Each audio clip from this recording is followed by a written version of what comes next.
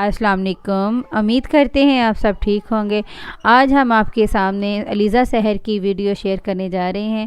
Video کو دیکھنے سے پہلے ہمارا چینل لائک کریں اور سبسکرائب کریں۔ مظفرہ گڑھ حاصل پور کی رہائشی ٹک ٹاکر علیزہ سحر نے شادی کے بندھن میں بندھنے کے بعد اپنے شوہر کے ہمراہ جدید اسلحہ کی نمائش کی تھی، جس کی ویڈیو سوشل میڈیا پر وائرل ہوئی۔ سوشل میڈیا پر گردش کرنے والی اطلاعات کے مطابق شادی کے دوسرے دن پولیس نے ایکشن لیتے ہوئے ٹک ٹاکر کو گرفتار کر لیا تھا۔ بعض علیزہ سحر کی جانب سے اسلحہ کا لائسنس دکھانے پر انہیں رہا کر دیا گیا۔ آج نیوز کے مطابق علیزہ سحر نے شادی کے بعد اپنے شوہر کے ہمراہ جدید اسلحہ کی نمائش کرتے ہوئے ویڈیو سوشل میڈیا پر اپلوڈ کی، جو تیزی سے وائرل ہو رہی ہے۔ ویڈیو میں واضح دیکھا جا سکتا ہے کہ علیزہ سحر اور ان کے خاندان پسٹل اور جدید رائفل ہاتھ میں تھامے بیٹھے ہیں۔